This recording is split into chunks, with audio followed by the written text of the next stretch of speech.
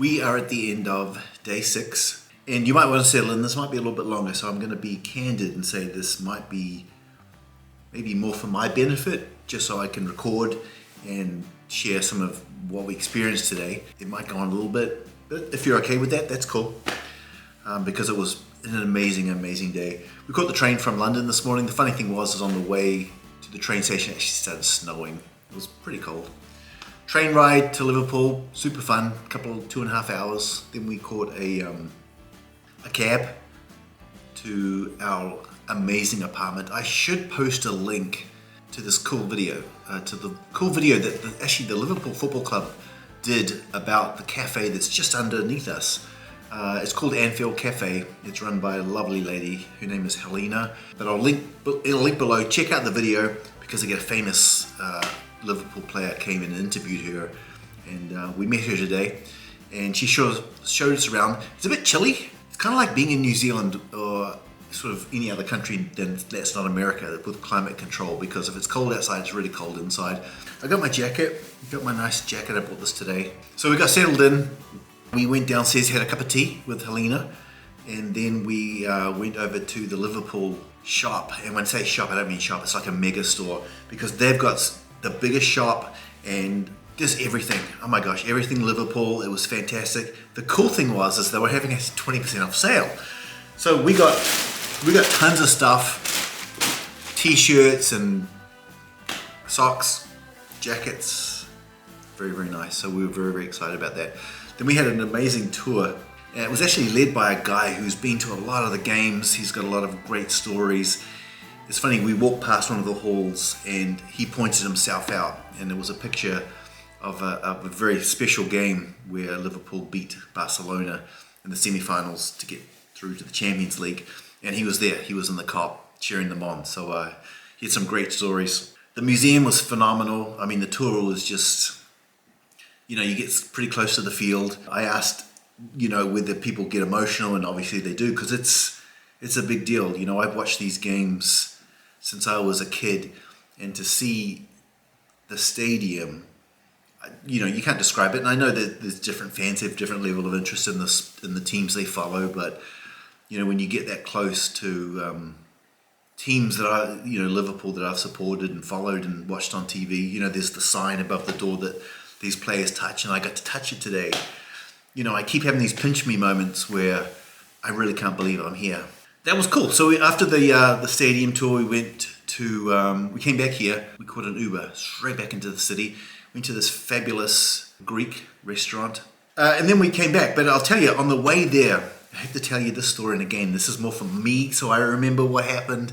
But again, if you find it of interest, you may enjoy it as well. But the guy who drove us, we started chatting, and this guy was the most incredible Liverpool fan that could even imagine. He goes to every home game, but he also goes to every single game that's played around Europe in the Champions League, and he's done it for 35, 40 years. So he's seen the greatest games that were ever played by Liverpool. He was there when Istanbul, which is known in folklore, where Liverpool was down 3-0 at half-time. All was lost, and then in the second half, Steven Gerrard comes in, scores a goal. And Liverpool end up winning the game. He was there. He talked about some of the other games he's seen where he's travelled all over to see Liverpool play. He was also at the Barcelona game I talked about before, the other guy. It was incredible. I also talked to him about something that I remember quite vividly. In 1989, there was a pretty tragic event where it wasn't at Liverpool, but Liverpool was playing at a stadium, and there was an incident where fans were crushed. There's different documentaries. I may even link to the documentary. There's one really good one on ESPN, and 96 people were actually killed, and I was 18 at the time, 18, 19. And I remember it because I used to get up in the middle of the night to watch Liverpool play. It was the semi-final of the FA Cup. The tragedy I'm talking about, Hillsborough. And so there were some mistakes made by some police officers, and they opened gates, and there was some crushing, and people were crushed to death. And it was pretty horrific. So I actually asked him about it, because I'm like, if he said he was in his 44, he was actually at the game. It really I mean, I didn't even know what to say. I just wanted to get his perspective of it, of being a fan at the time, but I had no idea he was actually at the game. He was with his dad and his brothers. Him and his dad were in a different stand, but his brothers were in the actual, the Lepping Lane, I think it was, where the incident took place. And when the event started to sort of unfold, he actually saw his brother, his friends or something, being pulled to safety. No, they watched their brothers climb the fence. Yeah, they watched his brothers climb the fence to safety. Meanwhile, the people that his brothers went with, they never came home. They were actually part of the 94, people died sort of around that time, but 94 died during the game, and then 1 or 2 died later. And he's saying his brother still suffers from survivor's guilt, where he was saved and people he went to the game with never made it home. So it was one of those things that I've seen on TV, and it sort of impacted me when I was a teenager, and to hear him relive it, what it was like, how he stayed after the game. He watched the police, and some of the fault, a lot of the fault of the tragedy lay with the police, how he watched them do very little. It was actually the fans that actually saved a lot of the fellow fans. But he also talked about the impact on the city in terms of Liverpool, and how it brought the city together, as tragedies often do.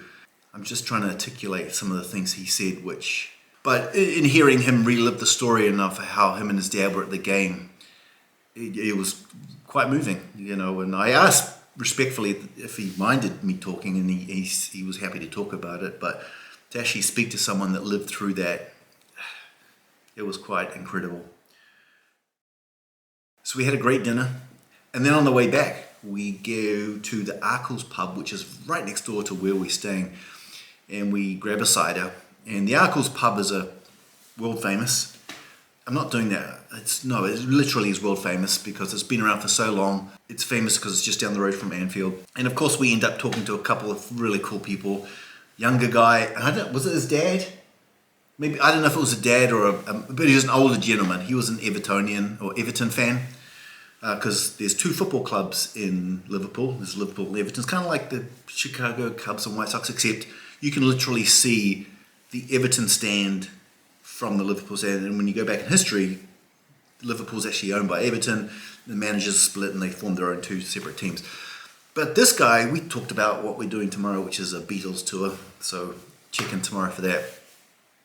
This older guy starts talking about the fact that he points up the road and he goes, that's where Brian Epstein used to live. And Brian Epstein, I think I've got the name wrong.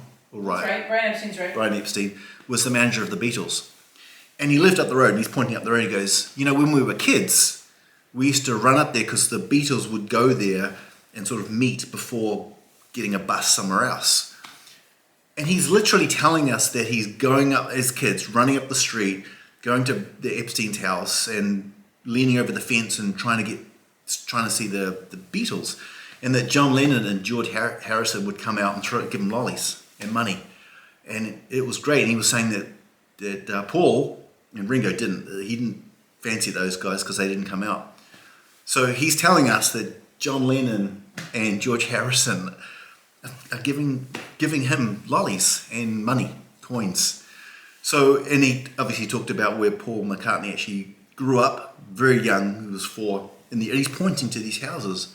You're trying to process the fact that Liverpool is such an amazing historical city, and we're here. And again, it's one of these pinch me moments where I can't believe I'm here and listening to these people. And we talk about because we talk about this cool guy that did the stadium tour, and yet the guy driving the Uber today he blew my mind. And then the guy sitting in the pub, getting lollies from John Lennon. It's pretty unreal. So we're actually eating ice cream. We realized that our fridge doesn't have a freezer. So we brought some ice cream, so we have to eat it, which is okay because I love ice cream. But I'm pretty full. We had I had lamb. At the Greek restaurant, it was fabulous. Eating some ice cream, had some cider. We're going to have an early, we never have an early, there's no such thing. It's come up at 10 o'clock. I'm sorry this has been a little bit long, but I hope you've enjoyed it. I've tried to be entertaining. I'm wearing my new shirt. I'm eating delicious chocolate ice cream. So we'll go to bed. I even bought a soccer ball. I didn't inflate it. It's deflated. It's got all the team's signatures on it. It's pretty cool. All right, good night. Thanks for listening. We'll see you in the morning. Bye.